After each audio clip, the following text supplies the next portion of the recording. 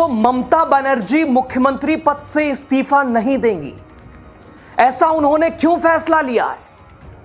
ममता के फैसले पर राहुल गांधी, अखिलेश यादव से लेकर विपक्षी नेताओं ने फोन पर ऐसा क्या कहा जिससे बीजेपी को टेंशन में आना चाहिए? ममता बनर्जी ने खुद को आजाद पंछी कहकर मोदी शाह को क्यों दे दी चेतावनी, और क्या दी चेतावनी, जिसे सुनने के बाद मुझे ऐसा लगा कि आने वाले दिनों में बीजेपी की मुसीबत बढ़ने वाली है। बताएंगे आपको। नमस्कार, आपका बहुत स्वागत है। द राजनीति का खास सेगमेंट आप देखना शुरू कर चुके हैं। मैं हूं यासूब रजा। जी हां दोस्तों, पश्चिम बंगाल में भले ही भारतीय जनता पार्टी की जीत हो गई हो, बीजेपी भले अपने बंगाल के लिए अपनी पार्टी से मुख्यमंत्री का चेहरा ढूंढ रही हो, लेकिन इन सब के बीच ममता बनर्जी ने खुला ऐलान किया है, वो मुख्यमंत्री पद से इस्तीफा नहीं देंगी। खुला ऐलान, डंके की चोट पर ऐलान, बेबाक तरीके से कह रही हैं, मैं इस्तीफा नहीं दूंगी। কোনো কারণ নেই। কেন, কিসের জন্য? আমরা তো হারিনি যে যাব। হারলে আমি যদি শপথ নিতে যেতাম তাহলে আমি রেজিগনেশনটা করতাম। এখন তো কোয়েশ্চেন ডাজন্ট অ্যারাইজ। জোর করে দখল করে যদি কেউ মনে করে যে আমি কি রেজিগনেশন দিতে হবে, no, not that. Now also I want to say that we didn't lose the election. It is there forceful attempt to defeat us. तो सुना दोस्तों आपने, पद से इस्तीफा नहीं देंगी ममता बनर्जी। वो कह रही हैं लोक भवन जाकर इस्तीफा नहीं देंगी। ममता ने दो टूक लहजे में कहा है कि वो लोक भवन नहीं जाएंगी और ना ही मुख्यमंत्री पद से इस्तीफा देंगी। चुनावों में उनकी नैतिक तौर पर जीत हुई है। अब ममता के इस बयान के बाद बंगाल से लेकर दिल्ली तक सियासी गलियारों में नई चर्चा शुरू हो गई है कि लोक भवन जाकर इस्तीफा नहीं देंगी या फिर मुख्यमंत्री पद से ही इस्तीफा नहीं देंगी। उन्होंने अपने बयान से यह संदेह पैदा कर दिया है। जब उनसे पूछा गया कि इस्तीफा कब दे रही हैं, तो उन्होंने तपाक से कहा, मैं लोक भवन जाकर इस्तीफा नहीं दूंगी।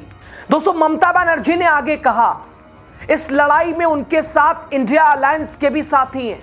सोनिया गांधी, राहुल गांधी, अरविंद केजरीवाल, उद्धव ठाकरे, अखिलेश यादव, तेजस्वी यादव, हेमंत सोरेन ने फोन मुझे किया है। गठबंधन के सभी सहयोगियों ने मुझसे कहा है कि पूरी तरह से और बिल्कुल वो मेरे साथ हैं। मुझे लगता है कि आने वाले दिनों में हमारी एकजुटता और मजबूत होगी। अखिलेश यादव ने मुझसे पूछा कि क्या वो आज ही आ सकते हैं, लेकिन मैंने उनसे कल आने को कहा है, तो वो कल आएंगे। एक एक कर सब आएंगे। तो दोस्तों, इसका सीधा मतलब निकाला जाए तो बंगाल में हार के बाद ममता अकेली नहीं है। बीजेपी के खिलाफ फिर बन रहा है वन बनाम ऑल मोर्चा। ममता बनर्जी का यह बयान सिर्फ सहानुभूति जुटाने वाला राजनीतिक बयान नहीं है, बल्कि सीधे तौर पर इंडिया गठबंधन को फिर से एक्टिव करने का सार्वजनिक संदेश भी है। जिस तरह उन्होंने सोनिया गांधी, राहुल गांधी, अरविंद केजरीवाल, उद्धव ठाकरे, हेमंत सोरेन और अखिलेश यादव का नाम लेकर कहा कि सब मेरे साथ हैं, उससे साफ है कि संदेश सिर्फ बंगाल के लिए नहीं है, बल्कि सीधे नरेंद्र मोदी और बीजेपी के खिलाफ राष्ट्रीय विपक्षी नैरेटिव खड़ा करने का है। ममता बनर्जी का यह बयान बीजेपी के लिए साफ चेतावनी है। बंगाल की लड़ाई अब सिर्फ ममता बनाम बीजेपी नहीं रहने वाली है, बल्कि इसे पूरे विपक्षी बनाम बीजेपी में बदलने की कोशिश शुरू हो चुकी है। ममता ने एक एक नेता का नाम लेकर यह बताने की कोशिश की कि बीजेपी चाहे बंगाल में जीत का दावा करे, लेकिन विपक्ष बिखरा नहीं है।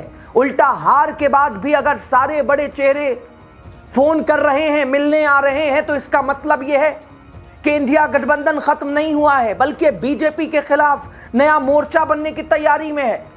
ममता बनर्जी ने आगे कहा कि एक एक करके सभी आएंगे, मेरा लक्ष्य बिल्कुल साफ है, मैं इंडिया टीम को मजबूत करूंगी, ठीक एक आम इंसान की तरह। अब मेरे पास कोई पद नहीं है, इसलिए मैं एक आम नागरिक हूं। आप मुझसे ये नहीं कह सकते कि मैं आपके पद का इस्तेमाल कर रही हूं।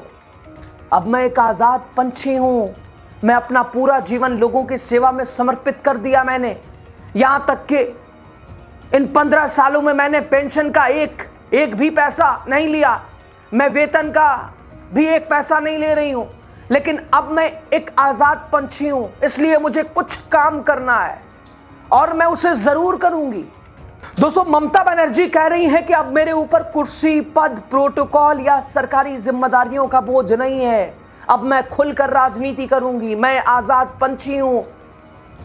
ये लाइन सिर्फ भावुक डायलॉग नहीं है, ये बीजेपी के खिलाफ खुली राजनीतिक घोषणा है।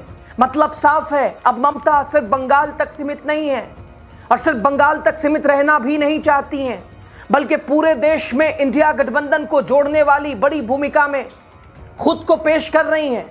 ममता बनर्जी कह रही हैं, एक एक करके सभी आएंगे, ये विपक्ष को शक्ति प्रदर्शन का संदेश है। मतलब मैं अकेली नहीं हूं, पूरा विपक्ष मेरे साथ खड़ा है। लेकिन दोस्तों, मतलब ममता साफ कह रही हैं, अब उनकी राजनीति सिर्फ बंगाल नहीं बल्कि राष्ट्रीय स्तर पर बीजेपी के खिलाफ मोर्चा मजबूत करने की है। ममता कहती हैं, अब मैं आजाद पंछी हूं। यही इस पूरे बयान की सबसे बड़ी लाइन है। राजनीतिक भाषा में इसका मतलब अब कोई बंधन नहीं, अब मैं खुलकर बीजेपी के खिलाफ राष्ट्रीय अभियान चला सकती हूं। तो दोस्तों, अब जरा पूरी तस्वीर को समझिए। ममता बनर्जी ने कहा, मैं इस्तीफा नहीं दूंगी, मैं लोक भवन नहीं जाऊंगी, मैं आजाद पंछी हूं। मामला इससे कहीं बड़ा है, क्योंकि राजनीति में शब्द कभी सिर्फ शब्द नहीं होते, शब्द संकेत होते हैं, संदेश होते हैं और कई बार खुली चुनौती भी होते हैं। दोस्तों, आज ममता बनर्जी ने जो कहा उसमें 3 बड़े राजनीतिक संदेश छिपे दिखाई दे रहे हैं। पहला संदेश बीजेपी के लिए, ममता साफ बता रही हैं कि सत्ता गई तो क्या हुआ, लड़ाई खत्म नहीं हुई है, कुर्सी चली जाए, पद चला जाए, लेकिन राजनीतिक जमीन और जनाधार अभी भी मेरे साथ है और मैं मैदान छोड़ने वालों में नहीं हूं। दूसरा संदेश विपक्ष के लिए, जब ममता खुद राहुल गांधी, अखिलेश यादव, सोनिया गांधी, केजरीवाल, उद्धव ठाकरे, तेजस्वी, हेमंत सोरेन जैसे नेताओं का नाम लेकर कहती है कि सबने फोन किया, सब मेरे साथ खड़े हैं, तो ये सिर्फ निजी बातचीत की जानकारी नहीं है, ये एक पब्लिक पॉलिटिकल मैसेज है। मैसेज ये कि इंडिया गठबंधन अभी खत्म नहीं हुआ है, कहानी अभी बाकी है। और तीसरा संदेश सीधे नरेंद्र मोदी और अमित शाह के लिए, मैं आजाद पंछी हूं। दोस्तों, ये लाइन सुनने में जितनी भावुक लगती है, राजनीतिक तौर पर उतनी ही खतरनाक है, क्योंकि इसका मतलब अब ममता पर सरकारी मर्यादाओं का दबाव नहीं है, अब फाइल का बोझ नहीं है, अब प्रोटोकॉल का बंधन नहीं है, अब वो खुलकर पूरे देश में घूम सकती हैं, विपक्ष को जोड़ सकती हैं, बीजेपी के खिलाफ एक बड़ा नैरेटिव खड़ा कर सकती हैं।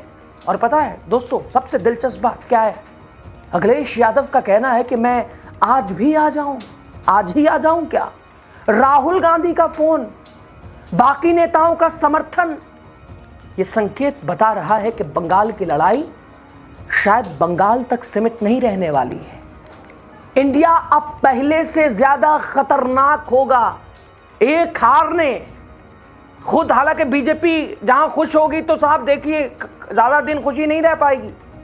ये क्योंकि भारतीय जनता पार्टी के सामने इंडिया गठबंधन जिस तरह से खड़ा हो रहा है, और कोई छोर इसमें नहीं है क्या, उत्तर दक्षिण सब सारे नेता एक सुर में बीजेपी के खिलाफ, बीजेपी के सामने मुखर आवाज में। तो अब इसे आप क्या कहेंगे? आपकी राय, आपके नजरिए से जो भी हो जरूर बताइएगा। बहुत शुक्रिया।